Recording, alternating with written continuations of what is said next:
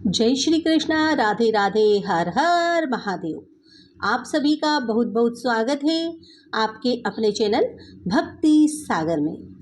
आज हम श्रवण करेंगे चातुर्मास महात्म्य कथा अध्याय 44 बछ बारस का महत्व, पूजा विधि, कथा एवं नियम। इस दिन पुत्रवती स्त्रियां अपने पुत्र के स्वास्थ्य और लंबी उम्र के लिए गौ माता से प्रार्थना करती है और बछड़े वाली गाय का पूजन करती है। इस दिन चाकू से काटी गई वस्तुएं, गेहूं, जौ और गाय के दूध से बनी चीजों का सेवन निषेध है। एक दिन पहले ही रात्रि को बछबारस के लिए मूंग, मोठ, चने एवं बाजरा भिगोकर रख दिया जाता है। उसे भिजोना कहते हैं।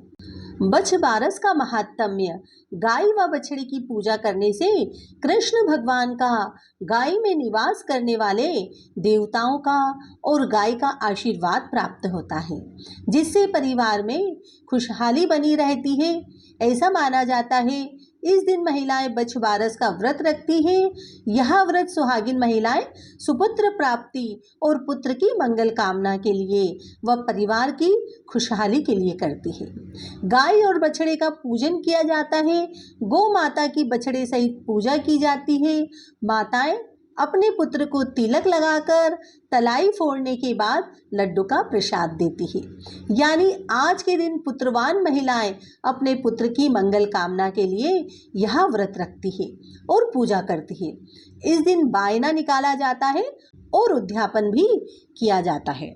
आइए सुनते हैं गोवत्स द्वादशी की व्रत कथा। बहुत समय पहले एक गांव में एक साहूकार अपने 7 बेटों व पोतों के साथ रहता था। साहूकार ने गांव में एक तालाब बनवाया था, लेकिन तालाब में जल नहीं था। तालाब नहीं भरने का कारण पूछने के लिए उसने पंडित से पूछा, तो पंडित ने कहा, इसमें जल भरने के लिए तुम्हें अपने बड़े बेटे या बड़े पोते की बलि देनी होगी। तो साहूकार ने अपनी बहू को पियर भेज दिया और उसके पीछे अपने बड़े पोते की बलि दे दी। इतने में तेज वर्षा हुई और तालाब भर गया। इसके बाद जब बछबारस आई और सभी महिलाएं तालाब बनने के कारण उसमें पूजा करने आई, साथ ही साहूकार भी अपने परिवार के साथ वहां पूजन करने गया। साहूकार ने दासी को बोला कि वह गेहूं पका ले। साहूकार का तात्पर्य गेहूं के दानों से था, परंतु दासी यह समझ नहीं पाई और उसने गेहूं, जो गाय के बछड़े का नाम था, उसे पका दिया। और उसी दिन बड़े बेटे की पत्नी भी पीहर से तालाब पूजने आई थी। तालाब पूजने के बाद जब वह अपने बच्चों को प्यार करने लगी, तभी बड़े बेटे के बारे में पूछा और वही बड़ा बेटा तालाब से निकलकर बोला, माँ मुझे भी प्यार करो। यहाँ देखकर सब हैरान हो गए। सास ने बहू को सारी बात बताई और तालाब पूजन के बाद जब सारे घर पहुंचे तो देखा कि गाय का बछड़ा नहीं दिख रहा। तो दासी से पूछने पर उसने कहा कि उसने उसे पका दिया।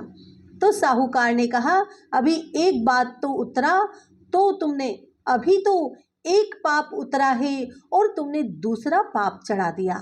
साहूकार ने वह गाय का बछड़ा मिट्टी में दबा दिया और शाम को जब गाय लौटी तो वह स्वयं के बच्चे को ढूंढने लगी।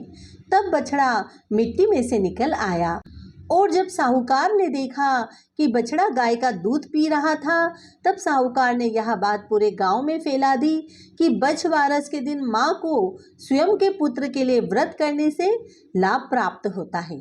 और यह कहानी कहते सुनते ही सभी की समस्त मनोकामनाएं पूर्ण होती है। बछबारस पूजा की विधि। पूजा के लिए भैंस का दूध और दही, भीगा हुआ चना और मोठ लें। मोठ बाजरे में घी और चीनी मिलाएं। गाय के रोली का टीका लगाकर चावल के स्थान पर बाजरा लगाएं। बायने के लिए एक कटोरी में भीगा हुआ चना, मोठ, बाजरा और रुपया रखें। इस दिन बछड़े वाली गाय की पूजा की जाती है। यदि गाय की पूजा नहीं कर सकते हैं तो एक पाटे पर मिट्टी से बछबारस बनाते हैं और उसके बीच में एक गोल मिट्टी की बावड़ी बनाते हैं। फिर उसको थोड़ा दूध दही से भर देते हैं। फिर सब चीज़ें चढ़ाकर पूजा करते हैं। इसके बाद रोली दक्षिणा चढ़ाते हैं, स्वयं को तिलक निकालते हैं, हाथ में मोठ और बाजरे के दाने को लेकर कहानी सुनाते हैं। बजबारस के चित्र की पूजा भी की जाती है। यह पूजा गोधूली बेला में की जाती है, जब सूर्य देवता पूरी तरह ना निकले हों। यह निराहार व्रत है। इसमें गाय और बछड़े की चंदन, अक्षत, धूप, दीप, नैवेद्य आदि से विधिवत पूजा की जाती है।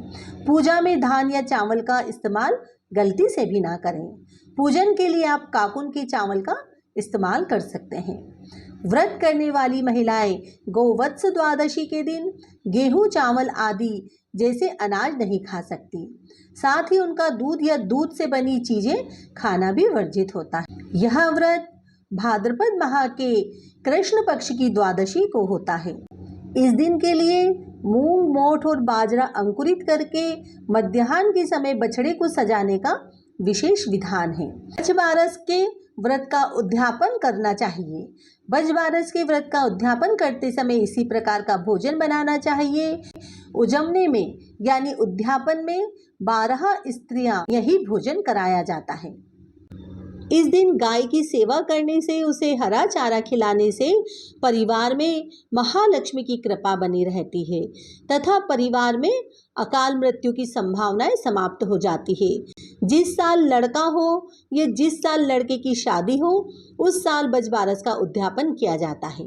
सारी पूजा हर वर्ष की तरह करें। सिर्फ थाली में 1.25 सेर भीगे मोठ बाजरा की तरह कुद्दी के 2-2 मुट्ठी मोई का अर्थात बाजरे के आटे में घी चीनी मिलाकर पानी से गूंथ लें और 2-2 टुकड़े खीरे की तरह पूड़ी पर रखें। इसके ऊपर 2 साड़ियाँ और ब्लाउज पीस रखें और रुपया रखकर हाथ फेर कर सास के पैर छू कर दें।